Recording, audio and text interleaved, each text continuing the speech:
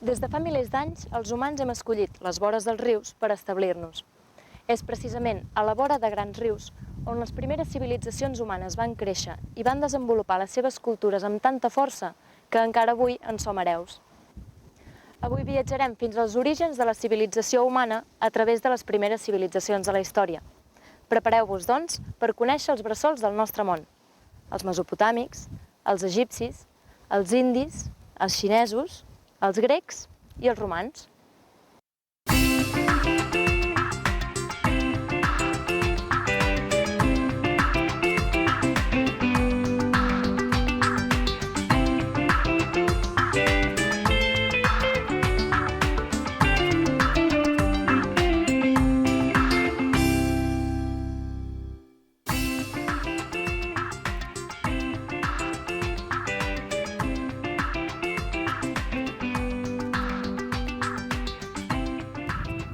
Entre els anys 4000 i 2000 abans de Crist van aparèixer les primeres civilitzacions que van fer el salt de la prehistòria a la història. Les anomenem civilitzacions fluvials perquè es van desenvolupar a la vora de grans rius. Entre el Tigris i l'Eufrates va néixer Mesopotàmia. Egipte es va formar a les ribes del Nil, la Índia vora el riu Indus i la Xina al llarg del riu Groc. Les vores d'aquests rius eren terres molt fèrtils i fàcils de regar. Això va facilitar un gran desenvolupament de l'agricultura, amb el que s'obtenien excedents de menjar que permetien augmentar la població i convertir els petits poblats en ciutats. Els progressos en l'agricultura també van permetre una major especialització del treball, ja que ara no calia que tothom es dediqués a produir menjar. Això va facilitar el naixement de l'artesanat, el comerç i l'aparició de l'escriptura, fet que es considera el pas de la prehistòria a la història. La divisió de feines també va crear una divisió social entre dominats i privilegiats. Els dominats eren els camperols, els artesans i els petits comerciants que treballaven les terres i els negocis dels privilegiats i els pagaven impostos.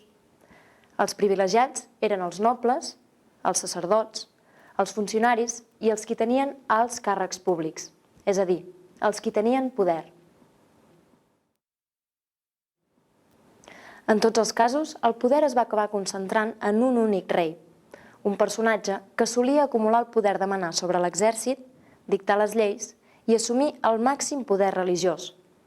Amb el temps, aquests reis van passar de governar una ciutat a crear imperis. A la Xina, al segle III abans de Crist, l'emperador Qin va unificar l'escriptura, els pesos, les monedes i va construir la Gran Muralla. Al mateix temps, el rei Asoka unificava els territoris de les valls de l'Indus i del Ganges sota un mateix imperi i una mateixa religió, el budisme. Segles abans, uns altres reis ja havien unificat altres territoris per crear dos dels imperis més importants de l'antiguitat, Mesopotàmia i Egipte. Descobrim per què i com van arribar a ser tan importants. La primera civilització de la història, Mesopotàmia, situada entre els rius Tigris i Eufrates, es dividia en dos grans territoris, Assíria al nord, habitada pels assiris, i Caldea al sud, habitada pels acadis i els sumeris, que originàriament eren la població més important.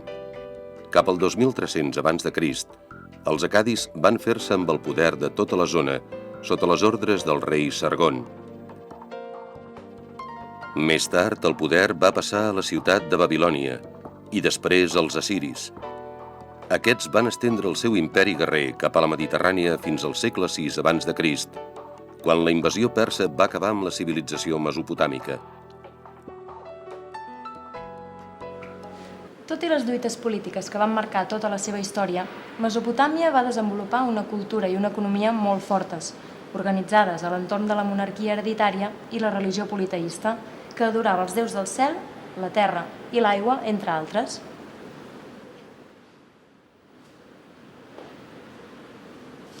Els temples, al costat dels quals hi havia els anomenats zigurat, eren tant centres religiosos com seu del govern, de l'escola i dels tribunals. I tota la població de Mesopotàmia, tant la lliure com l'esclava, Tant els camperols, com els artesans, com els escribes o funcionaris reials treballava pel temple o pel palau.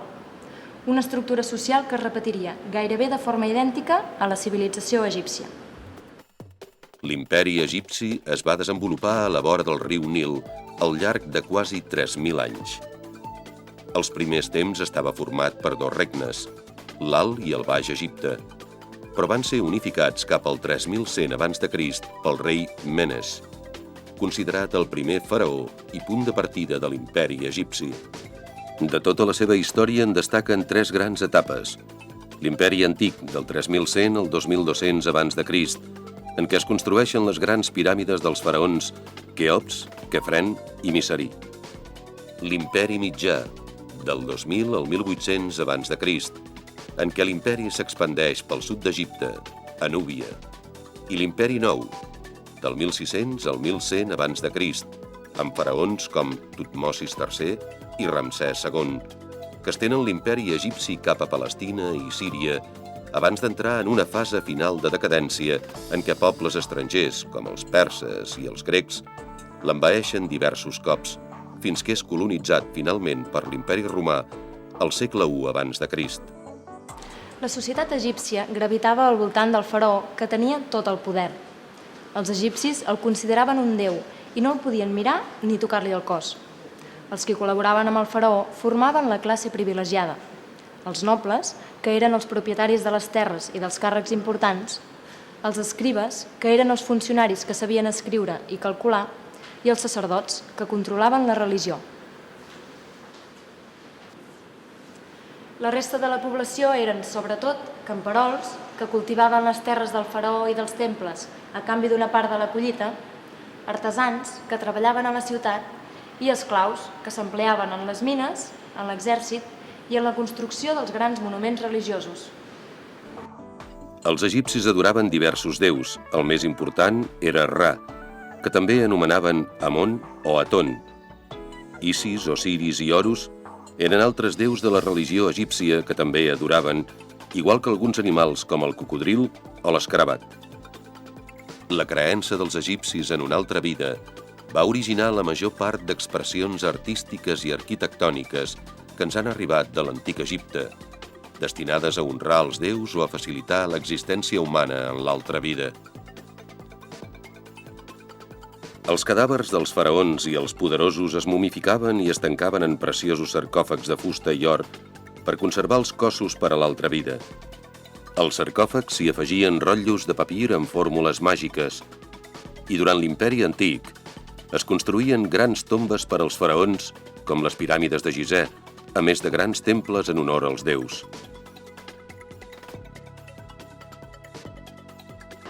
Però si una civilització ha estat realment bressol directe de la nostra, aquesta és la grega.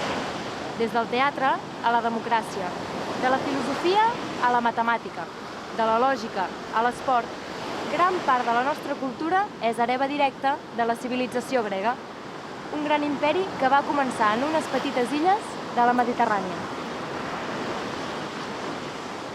La civilització grega neix a les illes del mar Egeu, on el relleu muntanyós i abrupte complica tant la comunicació per terra com l'agricultura, limitada a cereals i hortalisses en les zones humides i a l'olivera i la vinya a la muntanya.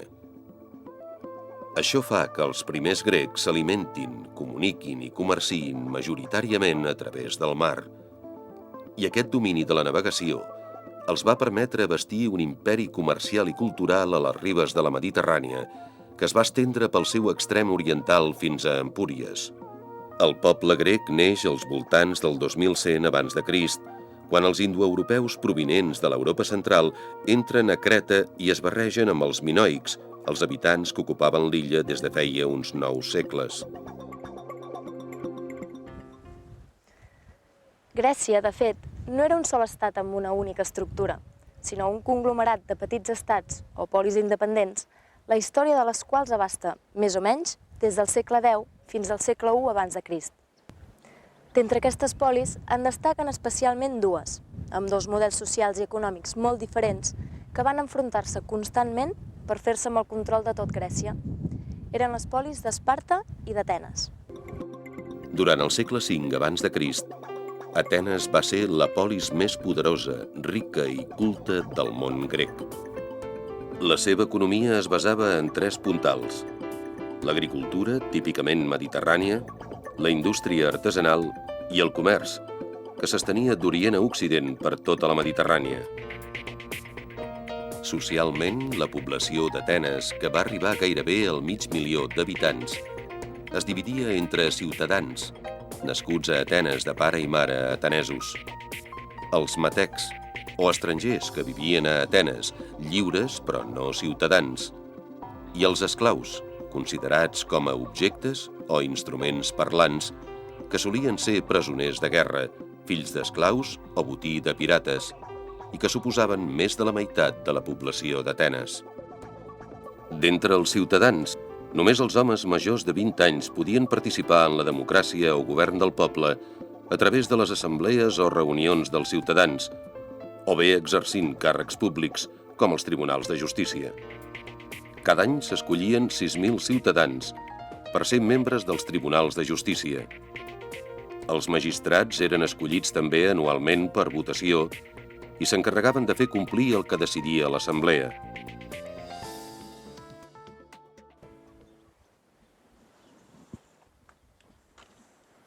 La societat d'Atenes era patriarcal.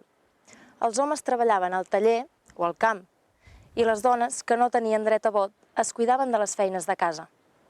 Amb tot, la cultura atenenca era molt de carrer, molt social, i es feia molta vida fora de casa.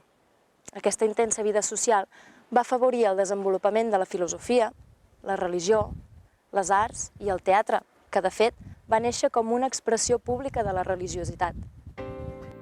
La religió ocupava un paper important per als grecs i, concretament, per als atenencs. Era una religió politeista i antropomòrfica, és a dir, amb molts déus que s'assemblaven als humans i als quals els atenencs dedicaven cultes i festivals. Els dedicats al déu Dionís van acabar evolucionant i convertint-se en el que ara coneixem com a teatre. La filosofia, amb figures com Sòcrates, Plató o Aristòtil, va assentar els fonaments del pensament occidental que encara avui deu gran part de les seves peculiaritats als antics grecs. Però no només en filosofia es van crear cànons que s'han seguit al peu de la lletra fins fa pocs segles. L'arquitectura i l'escultura gregues també van revolucionar les arts i van establir una manera de fer que encara avui és admirada i imitada a tot el món.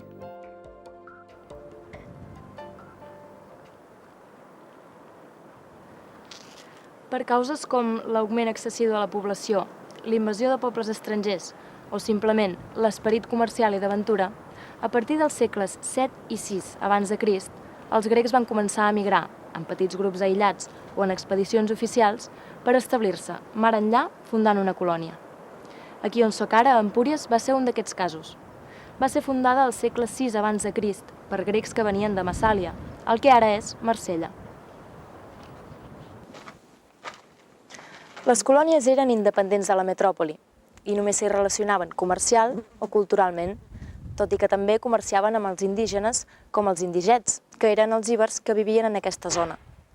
Però si els grecs a casa nostra es van limitar pràcticament a Empúries i a comerciar, aviat una altra civilització ocuparia tot el territori del que ara és Catalunya i imposaria la seva llengua, la seva llei i els seus costums. Eren els romans. Hem fet un salt en el temps i l'espai. Som a les ruïnes de Tàrraco, una de les grans ciutats de l'Imperi Romà i, sens dubte, la més gran de les que hi havia al territori on ara vivim nosaltres.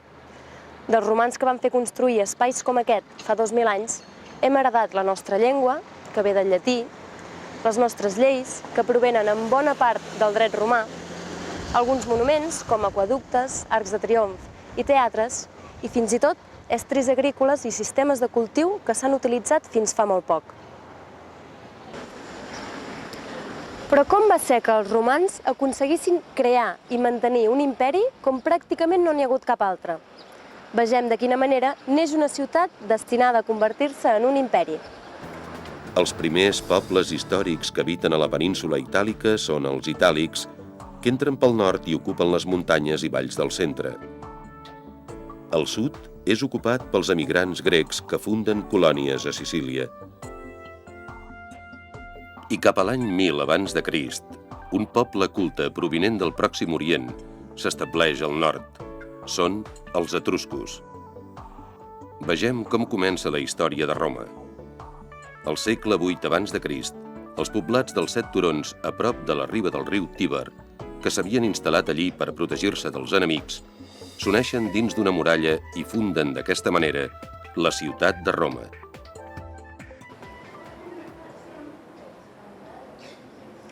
Inicialment, Roma va ser governada per 7 reis que tenien poder absolut, però que eren ajudats pel Senat, format pels ancians de les famílies més importants o patrícies. La resta de la població, els que no eren aristòcrates, rics i poderosos, o sigui, la majoria, eren els plebeus. A finals del segle VI abans de Crist desapareix la monarquia i s'instaura una nova forma de govern que durarà 5 segles. És la república, que en llatí vol dir tot el que concerneix a tota la comunitat i que guarda similitud amb la democràcia grega. Els comicis són les assemblees de ciutadans que reuneixen en un indret anomenat fòrum on anualment escullen els magistrats. Els 2 magistrats més importants són els cònsols, a qui se'ls encarrega dirigir l'exèrcit. Això els converteix en realitat en els caps de govern de Roma, juntament amb el Senat, format per antics cònsols de famílies patrícies. El Senat és, de fet, el centre de la vida política a Roma i on es discuteixen els temes importants. A diferència del model grec, a Roma els ciutadans no tenen tots els mateixos drets.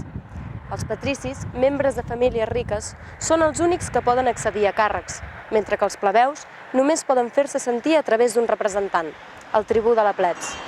Ara, com a Grècia, qui ho té pitjor són els esclaus, que no tenen cap dret i que només poden convertir-se en lliberts si el seu amo, per pròpia voluntat o a canvi de diners, els deixa lliures.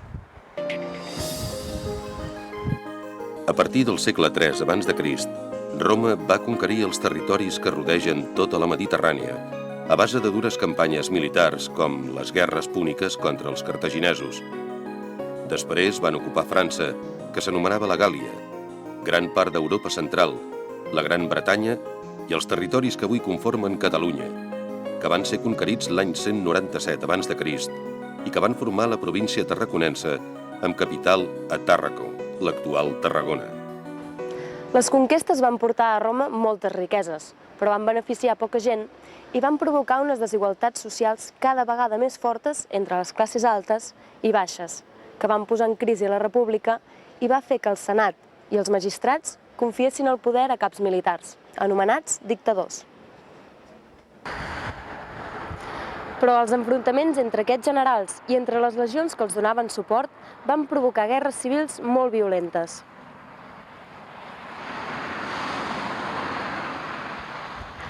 Juli Cèsar, l'any 48 abans de Crist, va ser proclamat dictador perpetu, però els partidaris de la República i alguns senadors, veient que els seus privilegis es posaven en perill, el van assassinar al cap de 4 anys, donant pas a un nou sistema polític, l'imperi, on una sola persona, l'emperador, ostentava tots els poders, fins i tot el poder religiós.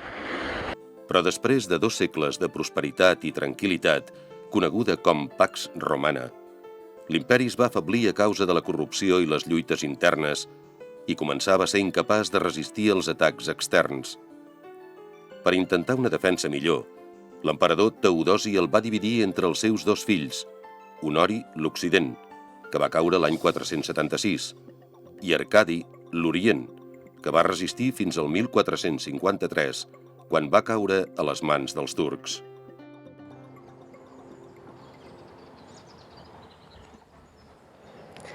L'empremta romana va calar fons a tots els territoris que van ocupar, ja que les seves conquestes no eren només militars, sinó també socials i culturals.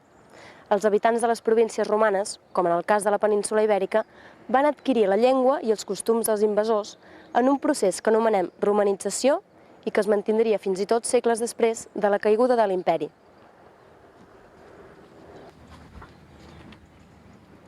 Els models d'agricultura, arquitectura i comerç van ser integrats ràpidament pels habitants dels nous territoris, així com també la religió, que al seu temps els romans havien heredat dels grecs.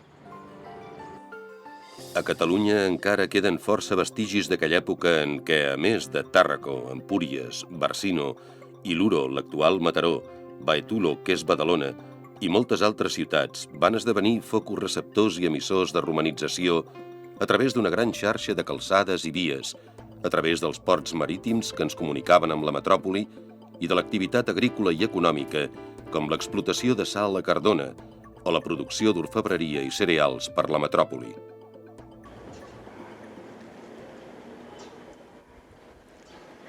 Però què va passar aquí i a la resta dels territoris de l'Imperi Romà un cop va desaparèixer l'imperi?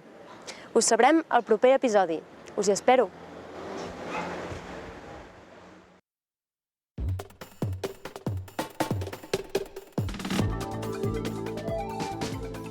Entre els anys 4.000 i 2.000 abans de Crist apareixen les primeres civilitzacions que passen de la prehistòria a la història. Les anomenem civilitzacions fluvials perquè apareixen a la vora de grans rius, fruit del desenvolupament de l'agricultura i l'especialització del treball en aquestes zones, cosa que permet l'aparició de l'economia i l'escriptura. Entre els rius Tigris i l'Èufrates neix Mesopotàmia, el Nil, Egipte, vora el riu Indus, l'Índia, i al llarg del riu Groc, la Xina. En totes aquestes societats, la divisió de feines crea una divisió social entre dominats o treballadors i privilegiats o poderosos.